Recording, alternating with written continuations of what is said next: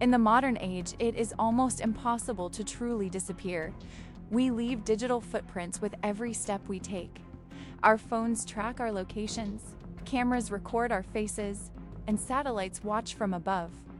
To vanish completely without a trace, without a sound, requires either a perfect crime, a tragic accident in the unforgiving wilderness, or the skill set of a ghost.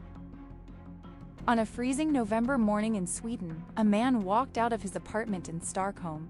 He didn't take his wallet. He didn't take his passport. Most incredibly, he didn't take his cell phone.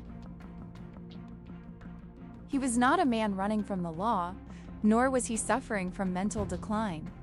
He was a 31-year-old elite Navy commando, a master of survival, trained to endure the harshest conditions on Earth. He stepped out into the cold air to go for a run, and the Earth simply swallowed him whole. For 4 agonizing months, his disappearance would trigger one of the largest search operations in Swedish history, spark international espionage theories, and break the hearts of his family. When he was finally found, the answers didn't bring closure. They only brought darker, more terrifying questions. Grab a coffee, turn down the lights. Today we are taking a deep dive into the chilling, unsolved mystery of Deniz Arda. You are listening to the Crime Log. To the female, she's sitting in the dining area. Female Hawaiian or simple 140 5'5" medium build wearing a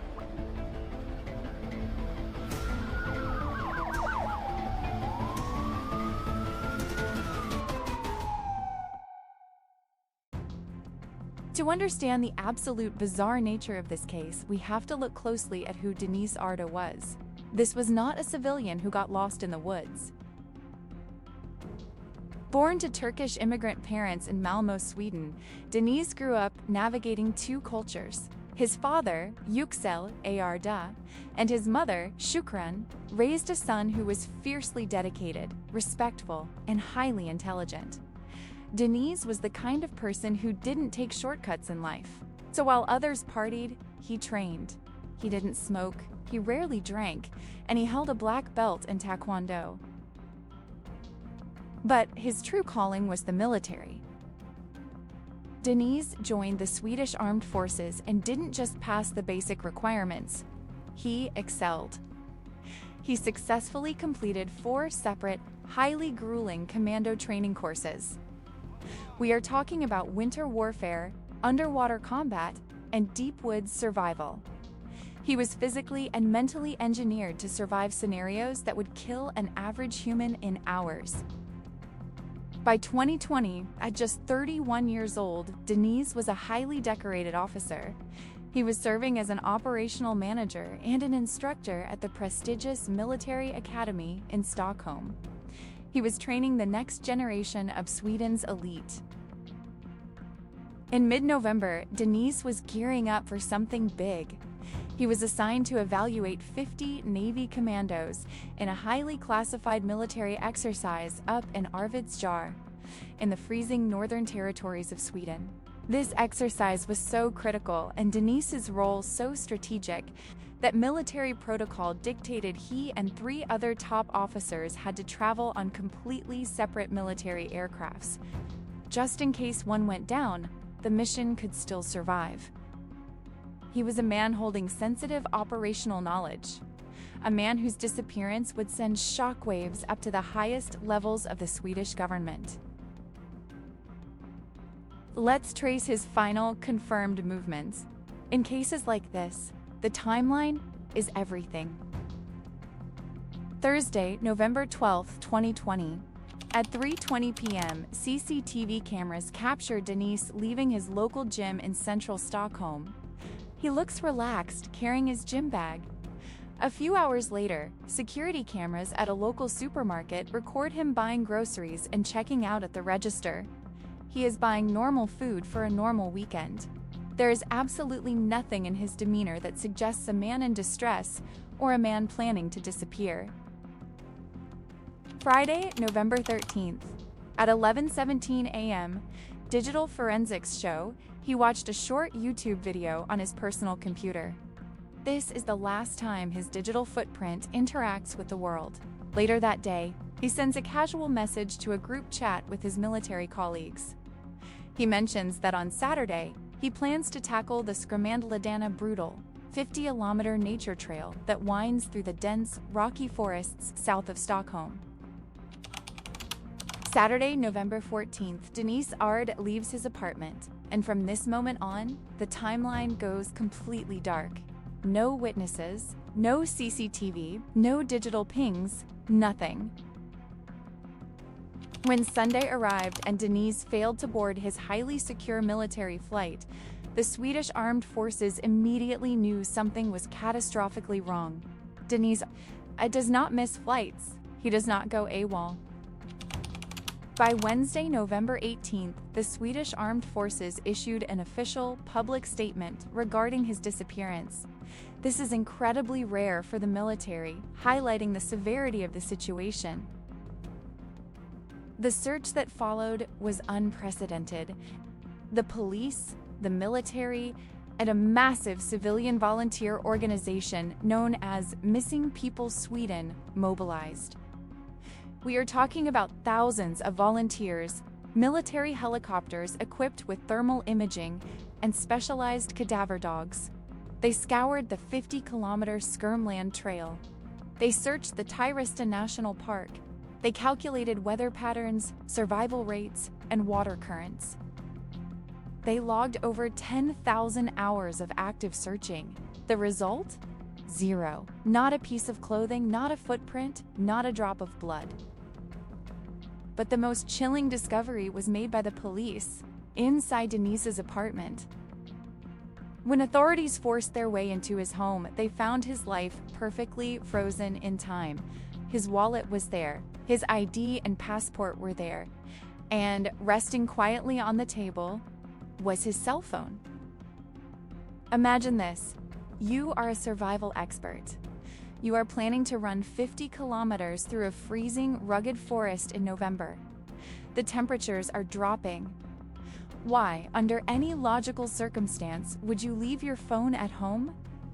Even a commando knows that a broken ankle in the freezing woods can be a death sentence without a way to call for a rescue.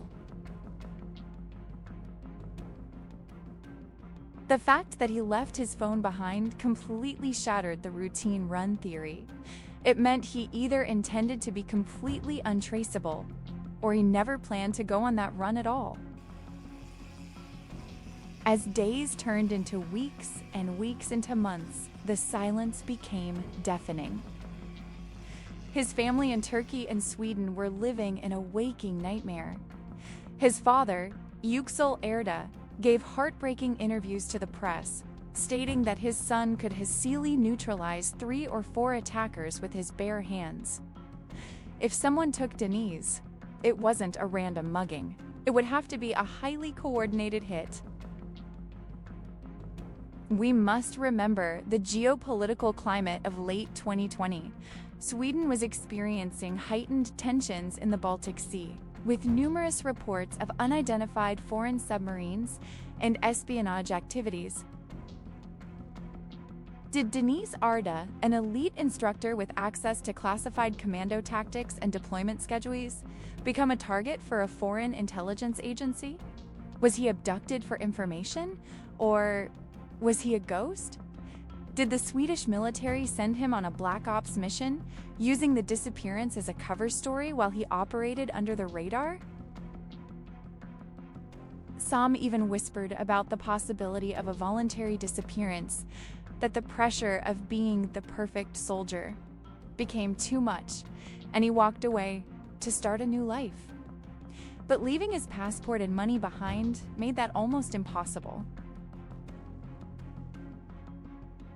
For 104 days, the ghost of Deniz Arda haunted Sweden.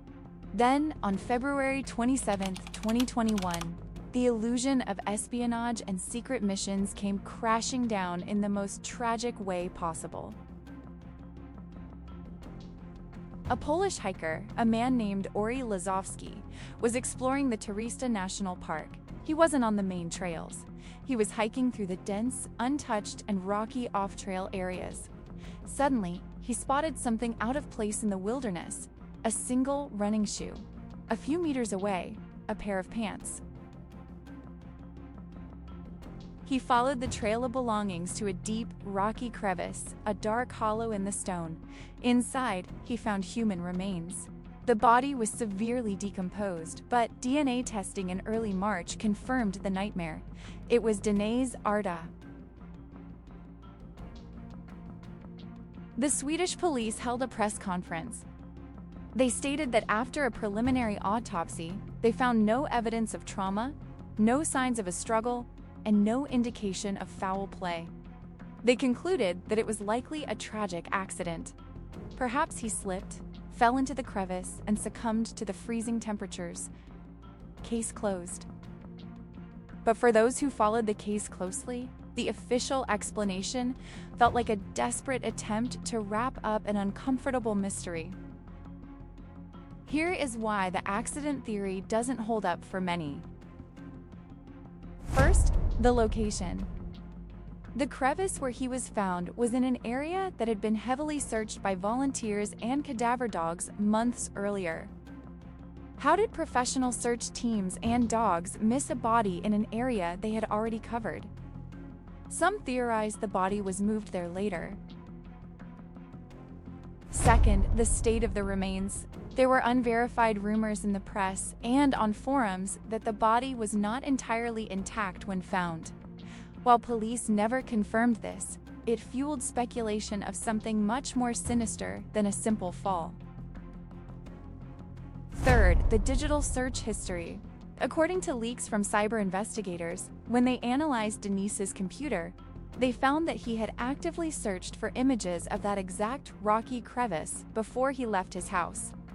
He didn't stumble upon that location, he researched it. Why? Was he meeting someone there?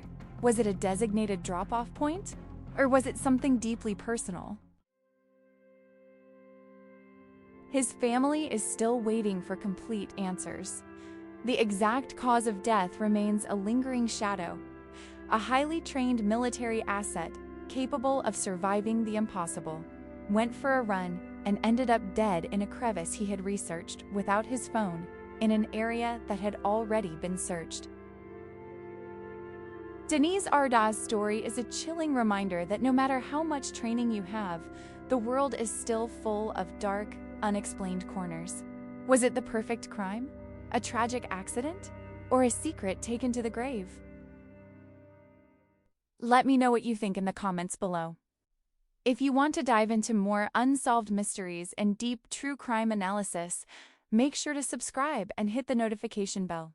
Until next time, stay safe. This is the Crime Log, signing off.